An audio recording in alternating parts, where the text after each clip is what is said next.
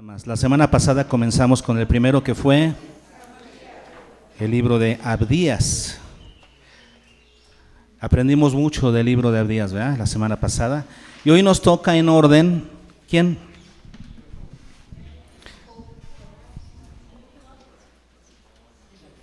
¿Quién nos toca? Filemón.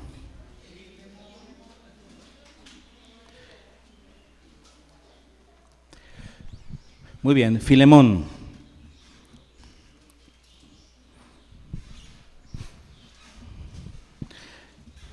Filemón es una carta muy interesante.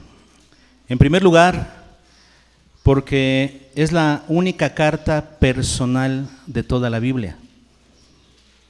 O sea, es la única carta en la que Pablo expresa un asunto personal.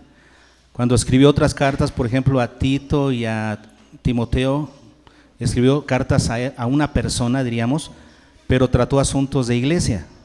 Cuando Juan escribió una carta personal, particular a Gallo, le trató asuntos de la iglesia.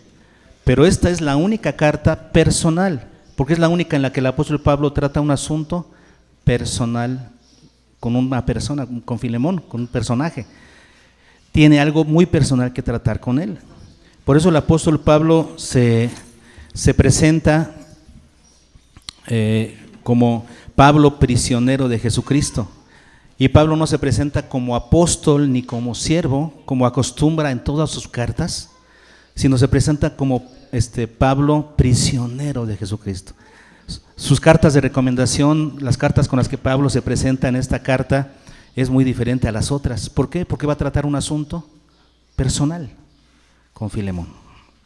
¿Cuál es el contexto de la carta? Bueno, que Filemón era un hombre que seguramente era pudiente y que tenía muchos esclavos.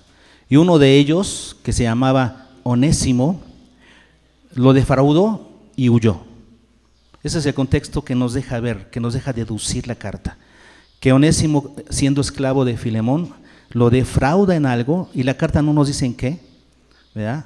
Pero algo se quedó debiendo y se fue y huyó. Entonces, en esa huida, de repente llega a Roma, y es lo que dicen los eruditos bíblicos, que lo más probable es que haya llegado a Roma, porque ahí Pablo se encontraba encarcelado. Durante su primer encarcelamiento, el cual está mencionado en Hechos 28, ¿se acuerdan que él llega a Roma después del naufragio que tuvo y todo eso, el relato del libro de los Hechos? Dice que en ese primer encarcelamiento en Roma, Pablo tenía libertad, que alquiló una casa, no dice que le alquilaron, él alquiló una casa, quiere decir que con las posibilidades que le dieron chance de que alquilara una casa y estuviera en arraigo domiciliario. Él tenía que estar ahí, pero podía recibir visitas y podía evangelizar a quien él quisiera. Y entonces nos dicen los eruditos bíblicos que ese fue el momento oportuno para que llegara Onésimo. Alguien lo trajo al apóstol Pablo. Y dice Pablo en el versículo 10 que engendró a Onésimo en sus prisiones. Eso quiere decir, le habló del evangelio, lo evangelizó, y Onésimo creyó. Este esclavo que había defraudado a su amo y salió huyendo, ahora había recibido a Cristo, se había convertido. Y entonces el apóstol Pablo, ¿qué hace? Bueno, Onésimo pasó de ser alguien inútil, como dice el versículo 11, ¿verdad? Alguien que había sido inútil para Filemón, ahora ya era útil inclusive para Pablo. Y Pablo le gustaría retenerlo. Entonces, Onésimo se convierte. Y Pablo le gustaría tenerlo ahí, pero Pablo entiende una cosa: Onésimo tiene dueño. Onésimo sigue siendo un esclavo. Legalmente, Onésimo es un esclavo. Y Onésimo hizo algo malo. Onésimo tiene que regresar con su amo y solucionar esas cuentas, ajustar esas cuentas con Filemón. Entonces, Filemón, que vivía en Colosas, ¿no? Recibe esta carta enviada a través de Tíquico, porque Tíquico era un siervo que Pablo utilizaba como mensajero para Colosas. Tal vez era uno de los que habían iniciado la obra, porque No sé si ustedes sabían o no, pero si no lo sabían se los digo, el apóstol Pablo no fue el fundador de la iglesia de Colosas. Entonces, ¿por qué Pablo escribe una carta a los colosenses si Pablo no fundó esa iglesia? En ninguno de sus viajes de misioneros se nos dice que llegó a Colosas. ¿Dónde está Colosas? En Asia, cerca de la iglesia de la Odisea. Por eso el apóstol Pablo le dice a los colosenses, cuando les escribe a los colosenses, que la carta que él envió a Colosas la lean los de la Odisea, y la que envió a la Odisea la lean los de Colosas, porque eran ciudades que estaban muy juntitas. Colosas estaba en Asia. Pablo nunca predicó el evangelio en Asia. ¿Cómo se originó esa iglesia? Bueno, hay una teoría que me parece es muy plausible, que es que mientras Pablo estuvo en su tercer viaje misionero, predicando durante 3 años en Éfeso, seguramente que estuvo enviando a algunas personas a predicar a las ciudades alrededor. Y se instalaron algunas iglesias. Creo que es una muy buena teoría, ¿no? Porque durante 3 años de ministerio de Pablo en Éfeso, seguramente que alguien envió, ¿no? Algunos piensan que fue el mismo Tíquico el que inició la iglesia. Entonces Pablo conocía esa iglesia, y aunque él no la haya fundado, tenía autoridad sobre esa iglesia. Y Pablo conocía entonces a Filemón. Muy bien, entonces Pablo demuestra que tiene respeto por las leyes, porque si bien la esclavitud no es algo bueno, no es algo que fuera agradable ni siquiera para aquella época, el apóstol Pablo en ninguno de sus escritos habla en contra de la esclavitud. Nunca dice que los que están ya sean cristianos, que ya automáticamente son libres de sus amos. En ningún pasaje lo dice. ¿Por qué? Porque era una situación que se vivía. Había esclavitud. Y habían cristianos que eran amos y habían cristianos que eran siervos. Y por eso en sus cartas, como en la de Colosas, por ejemplo, si ustedes leen los consejos, dice a los siervos que sirvan a sus amos, no como sirviendo al ojo, sino sirviendo al Señor. Entonces, por eso Pablo tiene que enviar de regreso a Onésimo, para que haga las paces, para que solucione la situación personal y legal con su amo, con Filemón. Esta es la razón de esta carta, ¿no? Y nos dice, cuando nosotros leemos los saludos finales de la carta a Colosas, vemos que se menciona ahí a Filemón. Si lo quieren ver, estamos ahí muy cerquita, en la carta a los colosenses, en el capítulo 4, dice el versículo 7 al 9, todo lo que a mí se refiere os lo hará saber Tíquico, amado hermano y fiel ministro y consiervo en el Señor. Por eso decíamos que la mejor Tíquico era el pastor de ahí de Colosas, el cual he enviado a vosotros para esto mismo, para que conozca lo que a vosotros se refiere y conforte vuestros corazones. Luego dice, con Onésimo, amado y fiel hermano, que es uno de vosotros. Y aquí se piensa entonces que en este momento en el que Pablo envía esta carta a los colosenses, es cuando Pablo envía de regreso a Onésimo con Filemón, acompañado de Tíquico. Tíquico tenía la tarea de ir con Filemón y decirle, oye, mira, aquí está una carta de Pablo para ti, esta es personal para ti.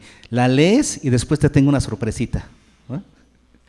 Tíquico tuvo que haber sido el mediador para que Onésimo se volviera a encontrar con Filemón. ¿Qué historia, ¿no? Yo siempre pienso que esta historia de esta carta tan pequeñita de Filemón es una historia que merece ser parte de una película, ¿no? O sea, algo así. Es una historia hermosa que contiene todos los matices. Ojalá que algún día alguien haga algo, ¿no? Alguien aquí que tenga esas dotes, haga alguna historia y la lleva a la pantalla. Sería muy edificante ver a estos personajes. El libro de Filemón contiene 3 personajes principales y otros personajes más que se mencionan que son compañeros de Pablo. Por ejemplo, tenemos a Arquipo, tenemos a Onésimo, tenemos a Filemón, a Pablo, personajes de los que se puede hablar mucho a través de esta pura carta. Pero también tenemos mencionados, por ejemplo, al final de Filemón, tenemos en el versículo 23 a Epafras, luego 24 a Marcos, Aristarco, Demas, Lucas. Híjole, pues se podría hacer una una plática grande de cada uno de estos personajes. Pero hoy solamente vamos a abocarnos a estudiar en relación a Filemón. Hoy no vamos a hablar de Pablo, solamente lo que se le requiera, ¿verdad? Ni de Onésimo. Vamos a centrarnos en Filemón. ¿Quién era Filemón y qué podemos aprender de este hombre de Dios? Para que nosotros podamos adquirir cualidades como las que él tuvo en su momento. Entonces, ¿estamos listos para estudiar a Filemón? Vamos a estudiar 3 características que vemos de Filemón en esta carta. 3 características. La primera característica, ¿cuál es? La tenemos en el versículo 1, donde Pablo se presenta y dice: Pablo, prisionero de Jesucristo, y el hermano Timoteo, al amado Filemón. Luego dice que colaborador nuestro. Lo primero que vemos, que es una característica muy sobresaliente en Filemón, es que era un colaborador de Pablo. Colaborador. ¿Qué es un colaborador? Que colabora junto con, que ayuda junto con, que hace una obra junto con alguien más, ¿no? Es considerado un colaborador en la obra de Dios. Porque vean, ¿de qué manera colaboraba Filemón en la obra? Pues lo dice el versículo 2. Y a la amada hermana Apia, es otro nombre bonito para sus hijas, hermanas, Apia. Pues el apio sabroso, yo creo que no hay problemas. Bueno, y a Arquipo, vean cómo menciona a Arquipo como compañero de milicia. ¿Por qué a Filemón no le dice compañero de milicia, sino colaborador? Y a Arquipo sí le dice compañero de milicia. Luego dice: y a la iglesia que está en tu casa. ¿A quién le está hablando Pablo? A Filemón. Eso quiere decir que Filemón, junto con, lo más seguro es que Apia haya sido su esposa, y algunos eruditos bíblicos piensan que Arquipo era su hijo. Algunos piensan que no, aquí hay división, pero aquí lo menciona. Es probable que sea su esposa y su hijo, y él, los 3, tienen una iglesia en su casa. Esa es la colaboración que estaba trayendo Filemón al reino de Dios. Había abierto sus puertas para que en su hogar se hiciera una iglesia. ¿Les parece poco? ¿Cuántos quisieran ser como Filemón? Colaboradores en el reino de Dios. Eso quiere decir que Arquipo, por ser compañero de milicia, dice Pablo, nuestro compañero de milicia, ¿qué implica eso? Compañero en las armas, compañero en la guerra. Eso quiere decir, algunos interpretan esto y creo que tienen cierta razón.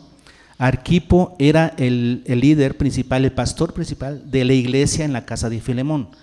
Eso quiere decir que Filemón no era el pastor, no era el líder principal, era un colaborador, pero él era el dueño de la casa. Entonces el líder de la iglesia pudo haber sido Arquipo, pero el dueño de la casa era Filemón. Eso es un colaborador. Es alguien que colabora en el reino de Dios poniendo su casa.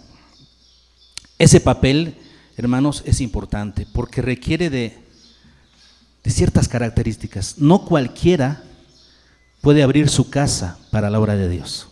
No cualquiera. ¿Por qué? ¿Qué características piensan ustedes que debe tener alguien que quiera abrir su casa como iglesia? ¿Qué características debería tener esa familia? Esa familia, no esa persona, no una persona, la familia. Aquí estamos hablando de Apia, de Arquipo, de Filemón. Esta familia tenía abierta su casa. ¿Qué características debería tener una familia que abre su casa para que ahí se plante una iglesia? Serviciales, ok.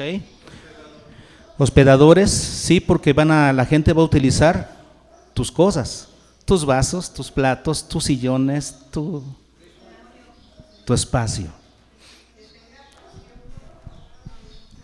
Que tenga pasión por la obra de Dios, sí, porque tu objetivo, ¿cuál es? Que ahí la gente crea, por supuesto. ¿Qué más? Buen testimonio. O sea, que no haya mala fama de ninguno de los miembros, que haya buena fama, que haya buen testimonio de los miembros de la familia, que no haya ninguna falta moral que pueda ser reprochable por los vecinos, por la gente. Entonces, buen testimonio, ¿no? De estar dispuestos a dar de lo suyo y a sí mismos. ¿Y qué más? ¿Eh? Empatía con la gente, ok, sí. ¿Qué otra cosa?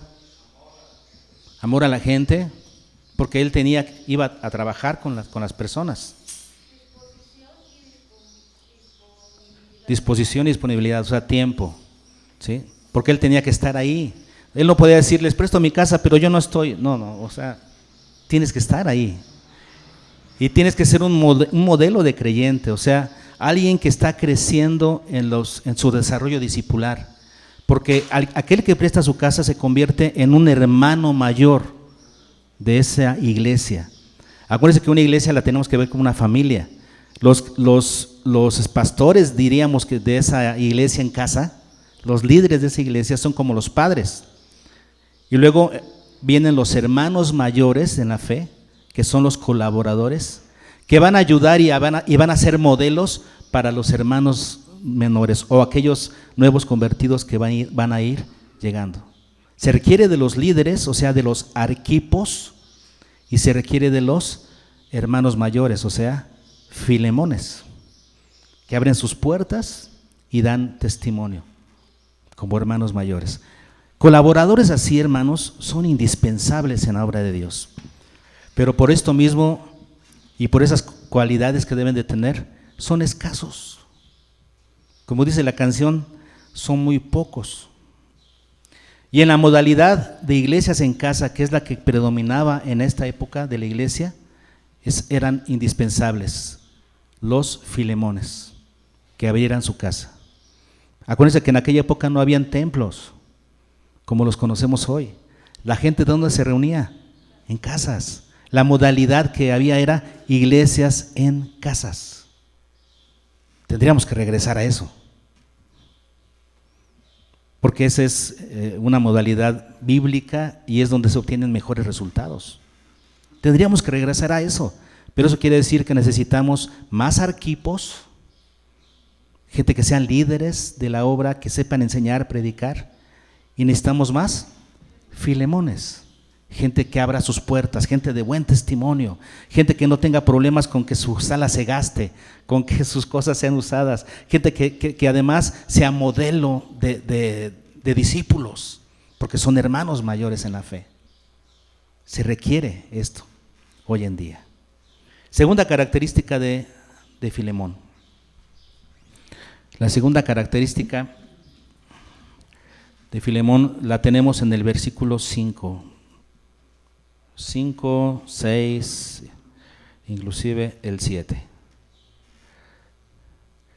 Dice así: porque oigo del amor y de la fe que tienes hacia el Señor Jesús y para con todos los santos. ¿Qué tenía? Como ustedes ya lo mencionaron por ahí, ¿verdad? ¿Alguien lo mencionó? Que tenía que tener amor, empatía por las personas. Ok, ¿qué tenía Filemón? Amor y fe. El amor es la virtud mayor de todas, es la virtud que alimenta las demás virtudes. Por lo tanto, es necesario que el colaborador en la obra tenga amor. El amor es la clave. Ahora, el verdadero amor, debe ser por Dios y se demuestra a través del amor por los hermanos. Por eso aquí Pablo lo menciona, ¿no? Él dice: porque oigo del amor y de la fe que tienes, fíjense, primero hacia el Señor Jesús, luego dice, y para con todos los santos. El verdadero amor a Dios, ¿cómo es probado? A través del amor que tenemos hacia los santos. Nadie puede decir que ama a Dios si no ama a los demás, si no ama al prójimo, si no ama a los pecadores, ¿verdad? Si no amas a quien ves, ¿cómo vas a amar a quien no ves? Está claro en la Escritura. Entonces, es lo que está diciendo el apóstol Pablo: tu fe y amor verdaderos a Dios es demostrado porque tienes amor y fe por los hermanos. Dice, por todos los santos. Ahora vean el versículo 6, que es un versículo hermoso y que además tiene una gema preciosa que enseñarnos. Dice el versículo 6, para que la participación de tu fe, es que Pablo está orando, dice en el versículo 4 que está haciendo una oración por él. ¿Y cuál es la oración de Pablo? Para que la participación de tu fe, o sea, de tu fe y de tu amor por los hermanos, y la palabra participación es la palabra koinonía, que entonces sería tendríamos que entenderla como la participación de tu fe, o sea, tu manera de compartir tu amor y tu fe por todos, porque es la palabra koinonía. La participación de tu fe significa la forma en la que tú compartes tu fe a través de amor, a través de amar a tu prójimo. Dice aquí, para que la participación de tu fe sea eficaz. ¿En qué? En el conocimiento de todo el bien que está en vosotros por Cristo. En otras palabras, ¿cómo vas a conocer los buenos propósitos de Dios para tu vida? Los grandes y maravillosos y buenos propósitos de Dios para tu vida. A través del amor al prójimo. ¿Y cómo amas al prójimo? Amando a Dios. El amor a Dios y el amor al prójimo son la clave para que nosotros podamos conocer a profundidad y a plenitud los propósitos buenos de Dios para nosotros. Y es lo que Pablo está pidiendo que Timoteo tenga. Filemón, que a través de mostrar ese amor a los demás, ¿ya? Él pueda encontrar de manera eficaz, ¿ya?, el conocimiento de los propósitos buenos para su vida. No hay otra forma. La manera correcta es esa. Las verdaderas muestras de amor nos llevarán a experimentar la magnitud del amor de Dios. Dice Efesios 3, seguramente se lo recordarán, en Efesios 3, 18 y 19.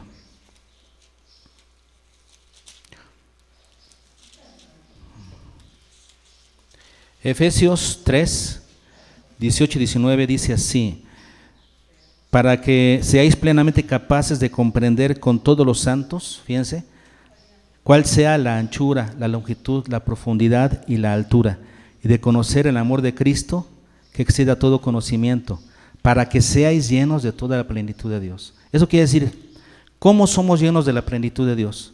Cuando somos capaces de conocer la magnitud del amor de Cristo. ¿Y cómo es que seremos capaces de conocer la magnitud de Cristo?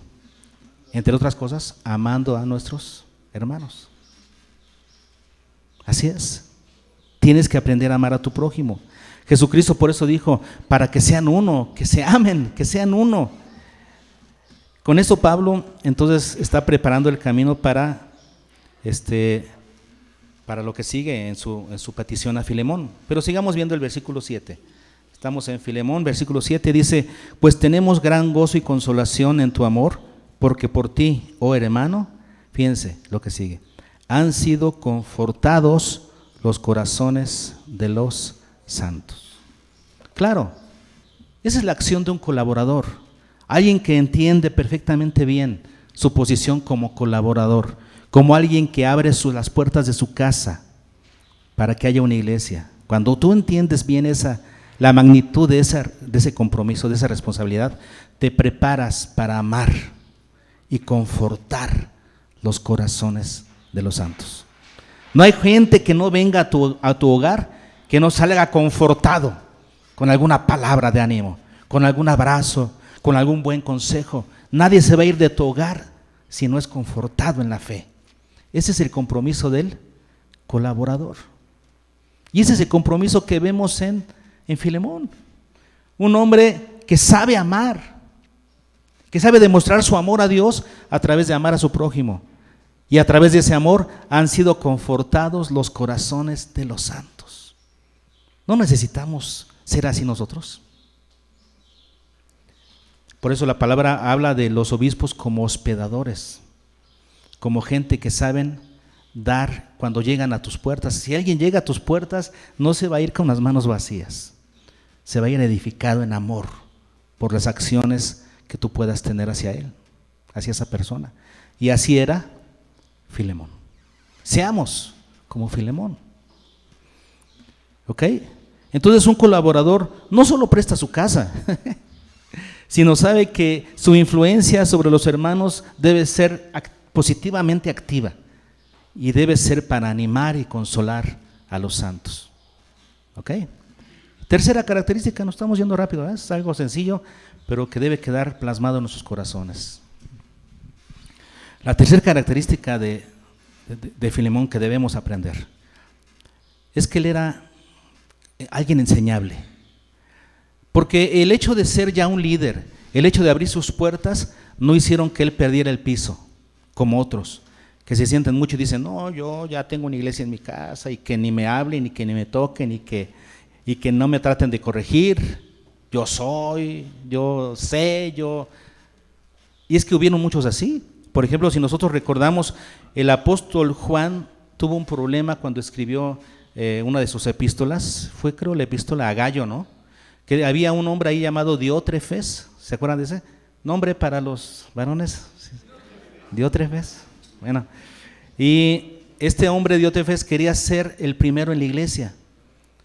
Y dice que cuando venían algunos predicadores itinerantes de los buenos, ¿verdad?, que tenían que ser hospedados, él no los hospedaba y prohibía a los demás que los hospedaran. Y dice Juan, ya cuando vaya yo solucionaré esto, pero por lo pronto tú, le dice a Gallo, tú sí hospédalos.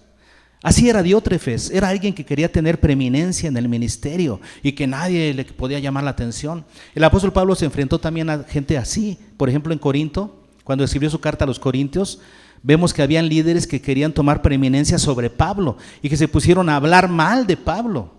Y Pablo tiene que defender su ministerio porque al atacar el apostolado de Pablo, estaba también siendo atacada la predicación de Pablo. Y en este caso, Pablo tiene que defender su apostolado. Pero habían personas así. Si hay personas así que se despegan del piso, en cuanto ya son poquito líderes, no hombre, ya se les fue la cabeza a las nubes y ya se creen, ¿cómo se dice? La divina garza, esa es la iba a decir yo. No sé por qué ese dicho, ¿eh? Bueno, porque la divina garza, ¿eh?, cómo se para en un solo pie, ha de ser por eso, ¿eh? Ya se cree líder la divina garza porque tiene una iglesia en su casa.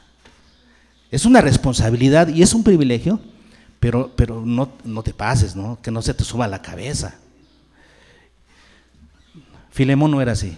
Filemón seguía siendo alguien enseñable. Filemón tenía cosas que aprender, varias cosas que todavía podía moldear de su carácter. Y justamente una de las razones por las que Pablo le escribe a Filemón es para seguir moldeando el carácter de su colaborador, Filemón. Pablo sabía que había cosas que tenía que solucionar. Entonces Pablo sabe que esta es una oportunidad de oro. Esta crisis que está viviendo Onésimo con Filemón, esta crisis puede ser una gran oportunidad para que Filemón aprenda a ser un mejor cristiano y para que Onésimo aprenda a ser un buen cristiano. Y Pablo toma el asunto en sus manos y a cada uno les impone su reto, ¿no? A Onésimo, que le dice, tienes que regresar y tienes que solucionar con Filemón. No, pero ¿y si me quedo aquí? No, nada, que se va a solucionar. Y a Filemón le pide algunas otras cosas. A cada uno le das responsabilidades. ¿Para qué? Para que crezcan en la fe. Y Filemón es moldeable, vamos a verlo, ¿no? Vamos a ver en primera instancia qué es lo que Pablo le pide a Filemón. No es nada fácil. En primer lugar, vemos que él era alguien dócil. Lo que Pablo ve es que él era algo dócil, iba a ser alguien enseñable, si no, no le hubiera pedido lo que le está pidiendo. Si no viera que Filemón tenía la capacidad, ¿no? En primer lugar, le llama hermano, amado, en el versículo 1. Eso quiere decir, lo aprecia. En segundo lugar, en el versículo 21, dice, te he escrito confiando en tu obediencia, sabiendo que harás aún más de lo que te digo. O sea, Pablo, ¿por qué se anima a pedirle esta cosa tan difícil? Porque confía en Filemón, ya lo conoce y sabe que hará más de lo que Pablo le va a pedir. Entonces, animado por eso, el apóstol Pablo, ¿eh?, y además porque tenían cierta amistad, porque en el versículo 22 le dice que le prepare su casa, porque cuando Pablo salga de la cárcel, le gustaría llegar a su casa y ser hospedado por él. Había cierta relación, ya lo conocía.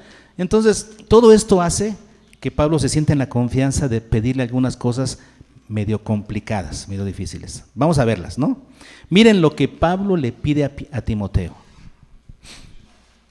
Versículos 8 y 9. Por la cual, aunque tengo mucha libertad en Cristo para mandarte lo que conviene. O sea, Pablo tenía la autoridad apostólica para mandar, pero no la ocupa. Pablo no ocupa esa autoridad apostólica porque le tiene confianza a Filemón. En lugar de eso, ¿qué hace? Versículo 9, más bien te ruego. por amor. ¿Qué hace entonces Pablo? Un ruego, porque sabe que Filemón tiene la capacidad de hacerlo, repito, ¿no? Lo que Pablo le va a pedir. Ahora sí viene la petición, versículo 10. Te ruego por mi hijo Onésimo. Imagínense a Filemón leyendo la carta, Acuérdense que se la trajo, ¿quién? Tíquico. Tíquico le trajo la carta y como mediador seguramente que Tíquico llega con Filemón antes. No le presenta a Onésimo, ¿no? Yo creo que no, yo creo que fue sabio, y entonces lo deja fuera y llega con Filemón y le dice, oye, mira, léete esta carta de Pablo y ahorita te traigo una sorpresita, ¿ok? Ahora imagínense a Filemón leyendo por primera vez esta carta y comienza a leer el reconocimiento que Pablo le tiene de cómo es él, de amoroso, de que ha sido de bendición para la iglesia. Y llega al versículo 10 y dice, te ruego por mi hijo Onésimo. ¿Qué? Onésimo está aquí. Este que me defraudó y se fue huyendo, este esclavo desagradecido, está aquí. Y entonces dice, a quien engendré en mis prisiones. ¿Será que sí será cristiano este? ¿De verdad? ¿O nada más está haciendo? Imagínense los pensamientos que llegan en primera instancia a la mente de Filemón, porque su esclavo lo defraudó y se fue. Pónganse en su lugar. Es como si entra una persona que tú es de tu confianza a tu casa a hacer qué hacer y de repente desaparece dinero, desaparecen cosas valiosas de tu casa y ya no vuelve a ir y tú dices, a ver, ¿cómo reaccionarías? Este es un esclavo de Filemón. ¿Y cuál es la petición que le hace Pablo? Versículo 12. Al cual vuelvo a enviarte. Y aquí está la clave, ¿no? Estas palabras, esta es la palabra griega anapenpein, que significa remitir un caso a.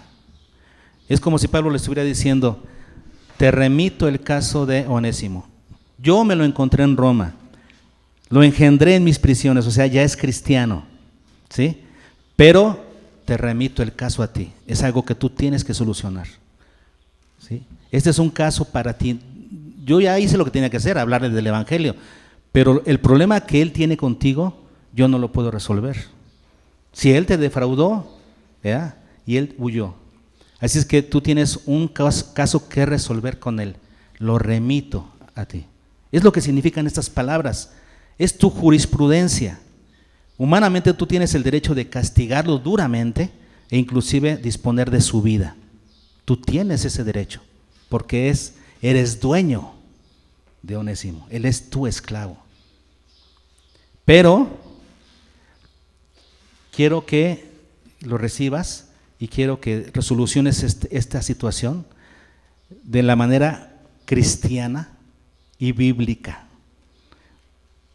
Para eso te estoy remitiendo el caso. Es como si Pablo le dijera, ahí te va Onésimo para que soluciones tus problemas personales con él y tus problemas legales con él, porque hay de las dos, ¿no? O sea, Filemón traía problemas personales porque Onésimo lo había defraudado su confianza. Y además había problemas legales porque lo había robado, había hecho algo malo. Y Filemón tenía que resolver ambas cosas con Onésimo. Sus problemas personales, la amargura o el odio o el enojo que Filemón pudiera sentir por Onésimo, lo tenía que resolver. Y los problemas legales, que era lo que Onésimo había defraudado. ¿A quién le tocaba resolver eso? A Filemón con Onésimo. Y Pablo dice, te remito el caso, está en tus manos y quiero que lo hagas de la manera correcta, de una manera cristiana. Y por eso Pablo le pide algunas cosas, vamos a verlas. En primer lugar, ¿cómo es que va a lograr Filemón resolver este caso de la manera correcta? Bueno, tiene que cambiar su manera de ver a Onésimo. Tiene que cambiar su perspectiva acerca de Onésimo. Y en eso está trabajando Pablo con Filemón. Vean el versículo 17. Dice el 17, así que Si me tienes por compañero, recíbele como a mí mismo.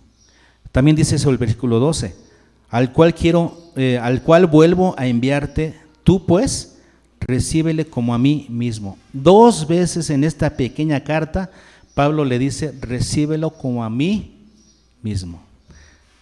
Entonces, Filemón tenía que cambiar su perspectiva en relación a Onésimo. No podía recibirlo como un ladrón, como un desagradecido. Sí, seguía siendo su esclavo, y eso no iba a cambiar. Como dijimos, Pablo no habla en contra de la esclavitud. Onésimo tenía que regresar obediente, como en el caso, ¿se acuerdan de Sara y Agar? Que cuando nació Ismael, Agar se burlaba de Sara, y entonces tiene que intervenir Abraham, y entonces la despide, y Agar se va huyendo, y se le aparece el Señor y le dice, regrésate y sé sumisa ante tu señora Sara. Sí, eres su esclava. ¿Cuál es la enseñanza? Regresa a Onésimo y sé sumiso con Filemón, a lo que él te ponga. Si te castiga, si te pide que recuperes lo tienes que hacer. Pero en este caso le dice Pablo a Filemón, recíbele como a mí mismo, como si yo fuera el que estuviera presente contigo. Con esa actitud quiero que recibas. Esto ya es un cambio de mentalidad que tenía que hacer Filemón. Híjoles, tengo que recibir. Ahorita que Tíquico ya me traiga a Onésimo en persona, ¿cómo lo tengo que recibir? Como si fuera Pablo. Saludarle con un beso, pues así se saludaban, ¿verdad? Darle la bienvenida. Sí, solucionar con él, porque no quiere decir, qué bien que me robaste, qué padre. No. Tal vez tenía que pagar algo.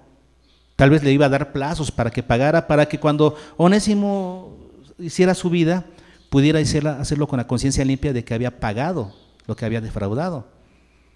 Pero la actitud con la que tenía que recibirlo, eso ya es un cambio de mentalidad, que Pablo está obrando en Filemón.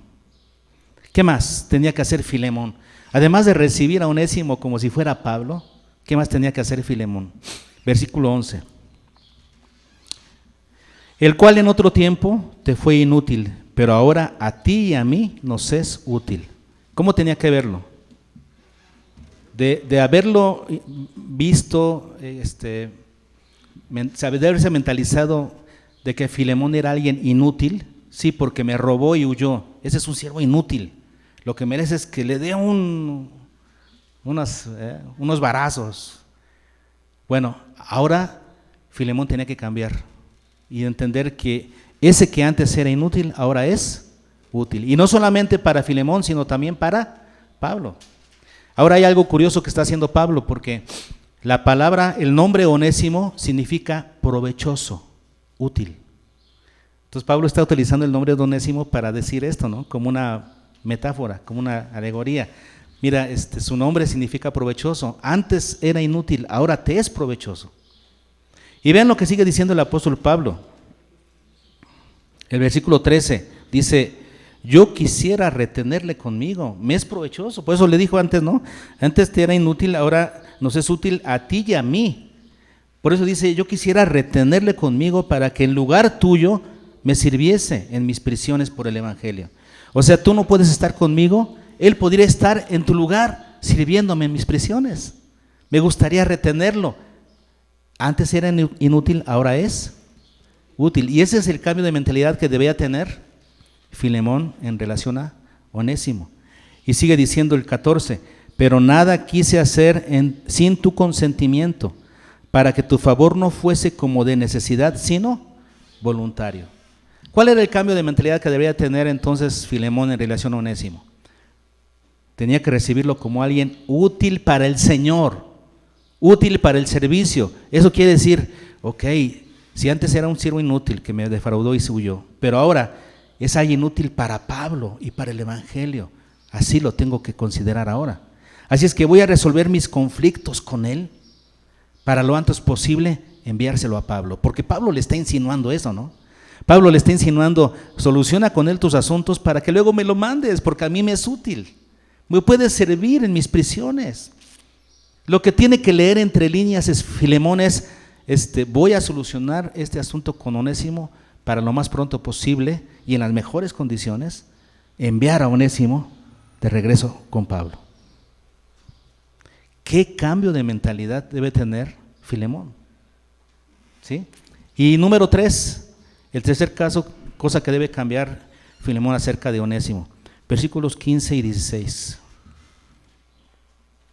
Porque quizá para esto se apartó de ti por algún tiempo, para que le recibieses para siempre, no ya como esclavo, sino más que esclavo, como hermano amado, mayormente para mí, pero cuanto más para ti, tanto en la carne como en el Señor. O sea, tanto como esclavo como en la obra de Dios. Entonces, ¿qué le está diciendo Pablo? ¿Quién sabe si para esto que se apartó de ti, fue para que luego ya le recibieras como hermano? Ya no solo como esclavo, sino también como hermano. Puedes seguir siendo tu esclavo, pero ahora además lo vas a ver como hermano. Ese es el cambio de mentalidad que debe tener Filemón en relación a Onésimo. Lo tienes que recibir como hermano. Y además otra cosa, reconocer la forma en la que Dios trabaja, la forma en la que Dios hizo las cosas. Son los designios divinos, ¿no? Porque Dios permitió que Onésimo, fíjense, un esclavo en casa de Filemón, en casa de un hombre que tenía iglesia en su casa. Filemón, ¿cuántos años habrá tenido ya de esclavo en esa casa y no se había convertido?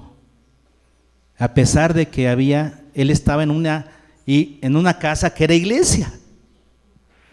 Y Filemón no había podido convertirse. ¿Cuántas veces había escuchado tal vez el mensaje, las predicaciones, las alabanzas, pero no se había convertido? ¿Qué tuvo que hacer Dios para tratar individualmente con Filemón? Con Onésimo. Que se diera esta situación, esta crisis en la vida de Onésimo. Y entonces Onésimo, después de defraudar y de huir, encuentra la situación adecuada con Pablo. Y Onésimo se convierte. Entonces, ¿qué le está diciendo Pablo a Filemón? Le está diciendo, mira la providencia divina, en este caso. Es como cuando José le dijo a sus hermanos, no, es que no fueron ustedes los que me mandaron para acá a Egipto, cuando me vendieron y me querían matar, no fueron ustedes, fue Dios. Y a través de esto, Dios nos ha librado de la muerte, a toda la familia. Qué manera de ver las cosas de José, ¿no? Así tendría que verlo Filemón. No fue algo malo que se fuera a Onésimo, ni en las circunstancias en las que se fue, porque todo fue una forma en la que Dios llegó al corazón de Onésimo para que finalmente él se convirtiera. Filemón debería ser capaz de ver la mano de Dios en medio de esta situación difícil. Entonces vemos a un Filemón que era moldeable, que tenía que aprender estas cosas, tenía que aprender a recibir a su esclavo bajo una nueva visión, ¿no? Una nueva manera de ver las cosas. ¿Quieren saber el resultado de esta situación? Porque no lo tenemos aquí en la carta, ¿no? Aquí en la carta no sabemos qué pasó. Tenemos la petición de Pablo, pero no sabemos qué sucedió. Pero ahí les va algo que leí, que estuve estudiando, que fue un descubrimiento que me ilusionó mucho, de cuál pudo haber sido el final de esta historia. Porque esto es un dato histórico. 50 años después de que fue escrita esta carta, aproximadamente 50 años después, eso quiere decir más o menos por el año 115 después de Cristo, Ignacio, que fue uno de los padres de la iglesia. ¿Quiénes eran los padres de la iglesia? Fueron los líderes de la iglesia después de los apóstoles. Después de que mueren los apóstoles, los que se quedaron al frente de la iglesia, enseguida después de que murieron todos los apóstoles, se llamaron los padres de la iglesia. Y normalmente estos padres de la iglesia eran discípulos de los apóstoles. Por ejemplo, Ignacio, él en sus escritos se declara discípulo de Juan. Ignacio fue discípulo de Juan. Y Ignacio era un líder de la iglesia y además era un historiador. Él tiene varios escritos y varias cartas que escribió a las iglesias. 50 años después de que fue escrita esta carta a Filemón, más o menos, Ignacio era trasladado hacia Roma para ser ejecutado por ser un creyente. Y él en sus escritos menciona que él se sentía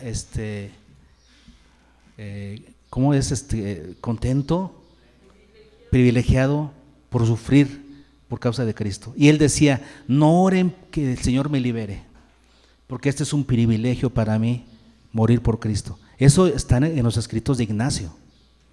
Ignacio, mientras era trasladado a Roma en cadenas, escribió varias cartas, 7 cartas a las 7 iglesias, a 7 iglesias de Asia, así como Juan escribió también Ignacio. Y en una de sus cartas a la iglesia de la ciudad de Éfeso, Ignacio menciona al obispo y menciona las maravillosas virtudes que tenía el obispo de Éfeso, Onésimo. ¿Qué tal? ¿Será Onésimo? No lo sabemos, pero podría ser, porque yo no veo ese nombre regado por todos lados. Podría ser que Filemón ministró a Onésimo, que Filemón solucionó sus problemas personales y legales con él, y después se lo envió a Pablo para que lo sirviera y aprendiera el ministerio. Que 50 años después vemos a Onésimo como obispo de la iglesia de Éfeso. ¿Puede ser? Podría ser que sí.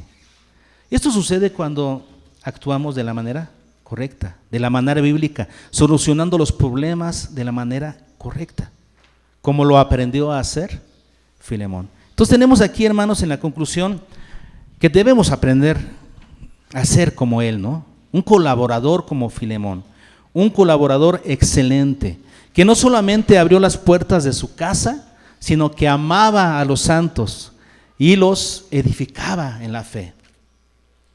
Como dice la Escritura, los confortaba en su corazón a todos los santos, y que además era dócil para seguir creciendo, que no se le subía a la cabeza el hecho de ser un líder, sino que seguía aprendiendo, ¿verdad?, para ser cada vez un mejor siervo para el Señor. Necesitamos ser como Filemón. En estos tiempos difíciles, estamos viviendo tiempos difíciles, se lee por todos lados se escucha acerca del nuevo orden mundial que se está por imponer, ¿no? Algunos lo hacen como una nota amarillista, nosotros lo sabemos porque es algo que la Biblia enseña. Y que estamos viviendo en tiempos últimos y difíciles, no cabe la menor duda. ¿Cuánto tiempo falta para que esto sea instaurado? No lo sabemos, pero estamos en el camino de que eso suceda. Y la iglesia va a ser perseguida por sus creencias. En estos tiempos difíciles para la iglesia, hermanos, en los que por diferentes flancos se buscará detener el progreso del evangelio, ¿saben qué? Las iglesias en casa es un modelo a seguir para el crecimiento del evangelio en todo el mundo. Es un modelo que tenemos que perseguir, hermanos. Y para este modelo de las iglesias en casa, cada vez van a hacer falta que surjan de la iglesia más Arquipos y más Filemones. Oren a Dios que ustedes hacen uno de esos, o un Arquipo o un Filemón, para que colaboremos juntos en la obra de Dios. Amén.